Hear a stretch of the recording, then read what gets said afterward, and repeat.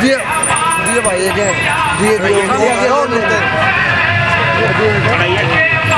Side में हो आराम आराम से भाई आराम आराम से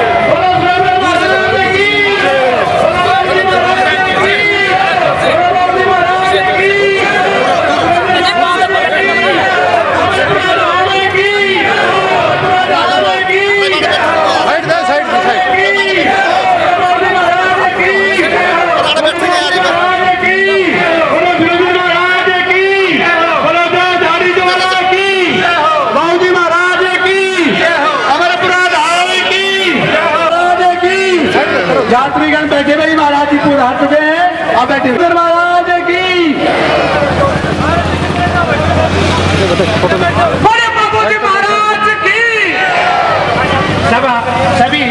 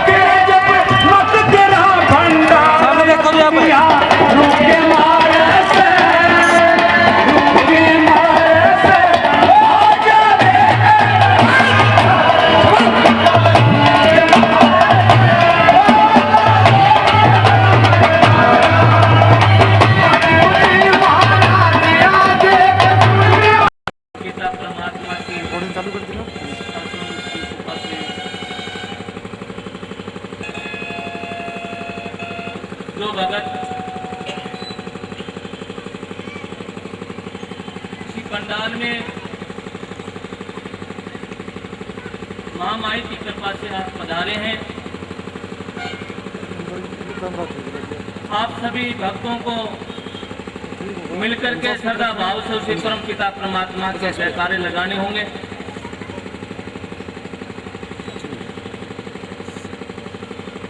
आप सभी मिलकर के बोलेंगे धर्म की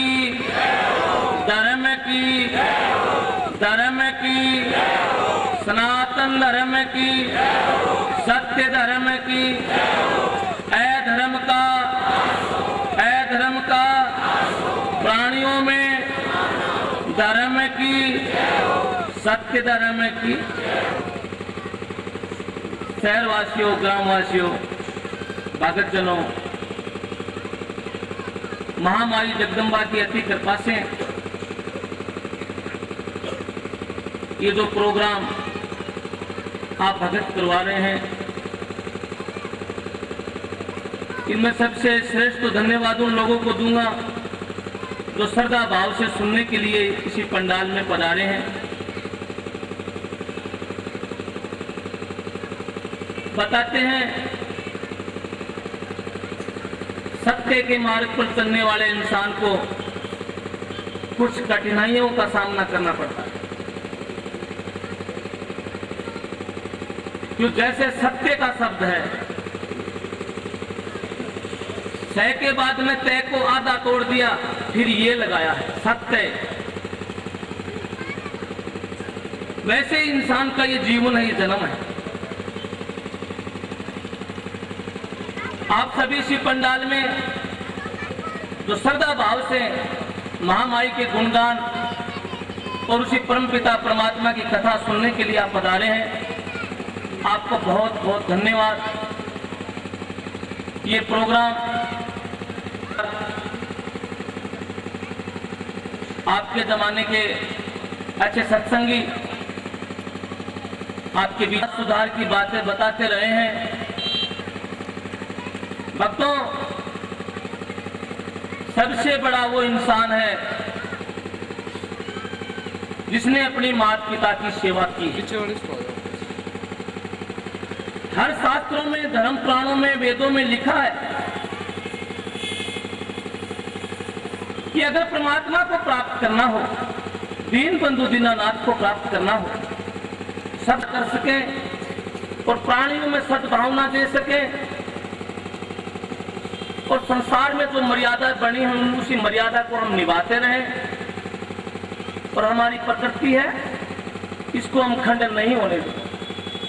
इतने वचन करने के बाद में वो परमात्मा अपने पर खुश हो गया और हम सबको मनुष्य का शरीर दे दिया। तो भक्तों, सबसे श्रेष्ठ शरीर है तो मनुष्य का शरीर है। जब भी भगवान अवतार लेते हैं, संत महात्मा महान पुरुष बनते हैं, वेदों के ज्ञाता बनते हैं, सब मनुष्य के जन्म में बनते हैं। सबसे पहले तो आपको उसी भगवान को धन्यवाद देना चाहिए, प्रभु को, जो आप सबको मनुष्य का जन्म मिला है। बोले सत्य पुरुष भगवान की। नर को नारायण जैसा शरीर दे दिया, स्त्री को लक्ष्मी का रूप दिया है, नर को नारायण का रूप दिया है। संत पुरुष कहते हैं भक्तों कि नर के शरीर में ही नारायण विराजमान है। अगर उसी नारायण की खोज करनी हो तो सबसे पहले अपने हृदय को खोजो। जिसने अपने हृदय पे, जिसने अपने मन पर विजय प्राप्त कर ली, वो मान लीजिए भगवान को प्राप्त कर लिया। ये मन इसी आत्मा पे, इसी मन पे आप तब विजय पा सकते हो तो सबसे पहले माता पिता की आज्ञा का आप पालन कर सको। माँ बाप की सेवा की है जिस प्राणी ने, जिसने मानवता का धर्म निभाते हुए गुरुओं का आदर किया है, उसको ही भगवान की प्राप्ति हुई। भगवान को किसी ने देखा हो तो जिसने प्रेम से जी भर के अपनी माता पिता की सेवा की है, उसी प्राणी ने ही भगवान को देखा है, नहीं तो आप भगवान को नहीं देख पाते। वो भगवान लीला रचाने के लिए, हर इंसान के गर्व को मिटाने के लिए, पाप को मिटाने के लिए, पाखंड को मिटाने के लिए, अधर्म को धर्म में बदलने के लिए अवतार लेते हैं और वो सब आप लोगों में से पैदा होते हैं। बताते हैं कि जो इंसान इसी जन्म में, सबसे पहले तो मैं क्योंकि इसी इंसान के बारे में बताना चाहूंगा कि इंसान अपने आप पर जो काबू पा लेता है, वो मान लीजिए इस संसार को जीत लेता है। अपने आप को, मन को स्थिर रखने के लिए इंसान को हमेशा ब्रह्म मुहूर्त में उठना चाहिए। ब्रह्म मुहूर्त में जो प्राणी उठता है, उन भक्तों से तो रोग देख करके भाग जाता है और धर्मराज की भी पिंडियां थर्राने लग जाती है। तो ब्रह्म मुहूर्त वो है कि सूर्य उदय से पहले, सूर्य उदय से जो पहले प्राणी उठता है, वो मान लीजिए रोग मुक्त है। और अभी इसी टाइम में तो ऐसे ऐसे भगत है कि रात को सोते नहीं, हिसाब किताब में लगे रहते हैं, उठने के टाइम में सो जाते हैं, फिर कहते हैं महाराज जी हमारे रोग हो गया। जब आप प्रकृति के साथ में मिलकर के नहीं चलेंगे तो आपको रोग ही रोग होगा। इसी प्रकृति की मर्यादा के साथ साथ में आप चलिए, आपको कोई रोग नहीं हो सकता। शरीर अंदर से बहुत कोमल है, बहुत निर्मल है। ये 5 तत्वों से बना है भक्तों, और अंत समय में 5 तत्वों में मिल जाता है। जो इसी संसार में जन्म लिया है उसको मिलना जरूर है, लेकिन हर इंसान अपने नाम के लिए संसार में आता है। अपने से पहले कितने आए तो कितने चले गए।